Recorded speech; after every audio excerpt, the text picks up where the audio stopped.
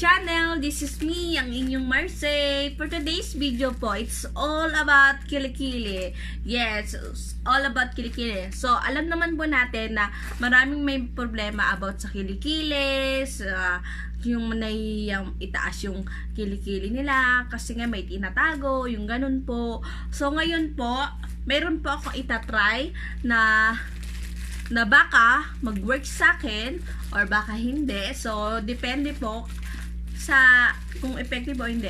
So, pwede nyo rin po siyang itry sa inyo. Pero, may not work o pwede po mag-work sa inyo. Depende po sa skin type. Kasi alam naman din po natin na lahat tayo ay iba-ibang skin type. So, meron pong hiyang, meron pong hindi. So, pwede nyo rin naman pong itry. Wala naman pong masama na itry. So, yun. So, ang kailangan lang natin ay dalawa lang po at super mura niya lang po. Hindi ka po gagastos ng malaki. Hindi mo na kailangan pumunta ko saan para magpaputi ng kilikili. Yun. So, yun.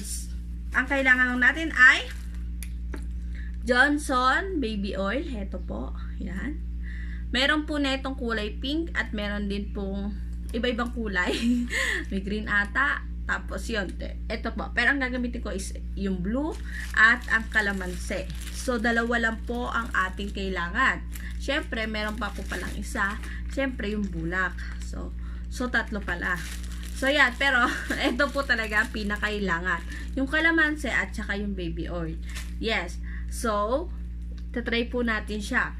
So, alam naman po natin na ang calamansi ay nakakaputi talaga ng kahit ano. Nakakaputi ng balat. Kasi, meron pong saboneto na calamansi, meron pong toner na meron po ng mga iba-ibang mga product na nakalagay na calamansi. Ganun po yung mga flavor ba yun? Yun, basta yun na yun. So, yan. So, may calamansi po. Ang calamansi po ay nakakaputi. At ang baby oil naman po ay nakakalambot ng skin. Yes, totoo po yun. Nakakalambot po siya ng skin. So, pag nilagay nyo po sa kilikili nyo, is lalambot po. At yun, effective po siya. Then puputi po siya. So, yan. So, ito po ang kailangan natin dalawa na to. So, yung calamansi at ang baby oil. So, paulit-ulit po ako, diba? So, yun nga kasi ang kailangan natin. So, yan. So, ngayon po, ipapakita ko po ang aking kilikili. Yes. Ipapakita ko po sa inyo ang aking kilikili. So, yun. So, yan. So, ito na po ang aking kilikili. Tcharan! Hindi, ito po. Ito na. Totoo na to. So, ayan ang aking kilikili. So, nakikita nyo po, meron po siyang part na maitim po dito. Yeah, and then sa kabila naman po. So, yan. Yan. So, hindi po siya kaputian. Yan. So, yan. Before po, nag-shave po ako, pero tinigil ko po. Wag na wag po kayong mag-shave kasi lalong iitim yung inyong kilikili. Yes. So, pero ngayon po, ang ginagawa ko po is nagpapawax po ako sa kilikili. Yes. Kasi, mas okay siya. Isang hilahan lang gano'n, no? Tanggal na! Masakit man siya, pero tiis ganda. Yun. As in, isang hilahan ng gano'n. Tapos, pag may natira, konti na lang. So, mas madali. So, minsan ginagawa ko, nagpapawakas ako dito sa bahay. Sa bahay lang. Minsan sa mall naman. So, yun nga. Hindi naman natin topic ang waxing. So, ang topic natin is ang calamansi at ang baby oil. So, yun. Balik tayo sa baby oil. So, yan. So, mag-i-start na po tayo sa baby oil at calamansi. So, ang gagawin ko po is tatry ko po ito ng 1 week. And then, after 1 week, mag-a-update po ako kung ano po, kung okay po, kung effective po siya sa akin o hindi. At least, 'di ba? Para malaman nyo kung effective o hindi. Pwede nyo rin po itry ito.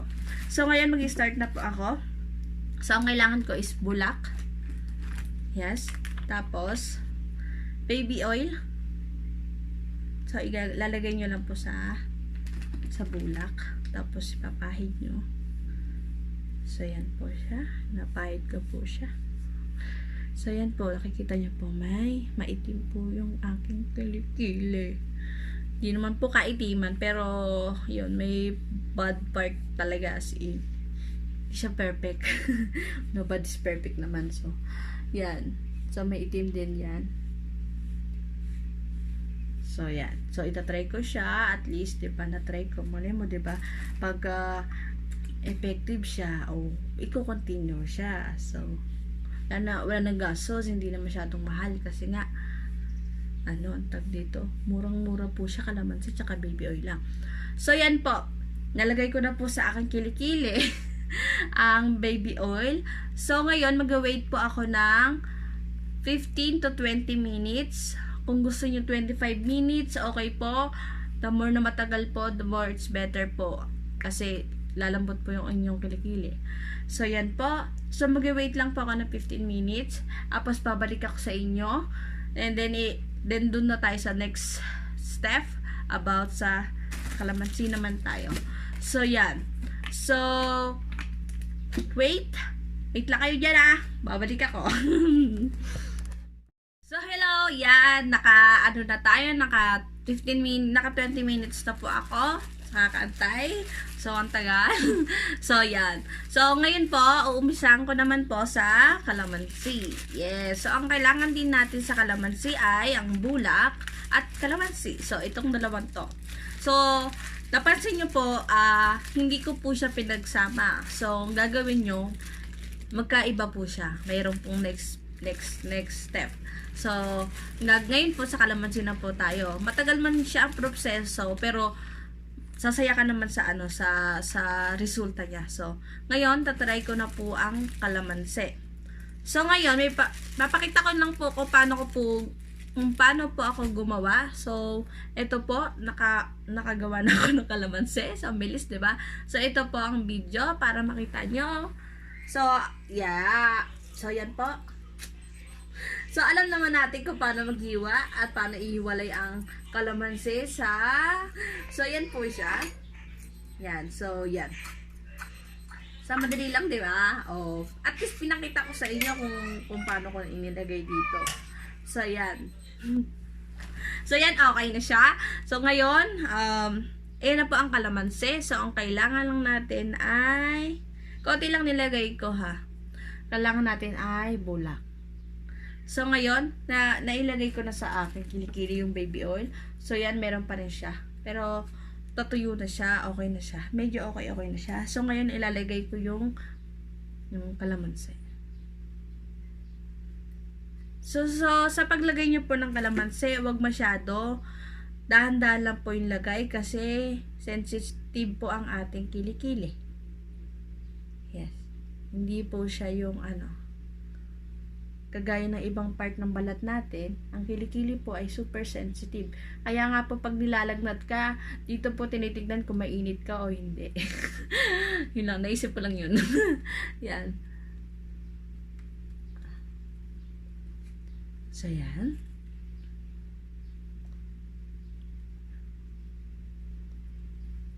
So, sa kalamansi, wait lang ka lang ng mga 10 minutes or 5 minutes, ganon. Kasi, hindi po rin po pwedeng super tagal ng kalamansi sa inyong kilikili. Kasi nga po, may irritate po ang kilikili nyo. So, wait kayo ng 5 minutes o 8 minutes lang. And then, pagkatapos ton, magbanlaw ka na. And then, okay na po siya.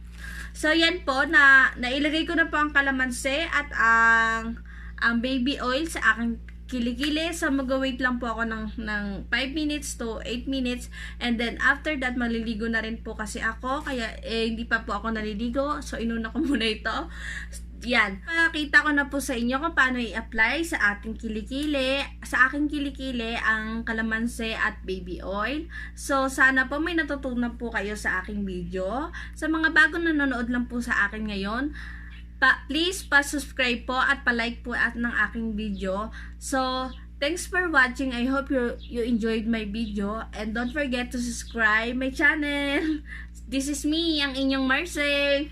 Bye-bye guys. Bye-bye mga Marcy.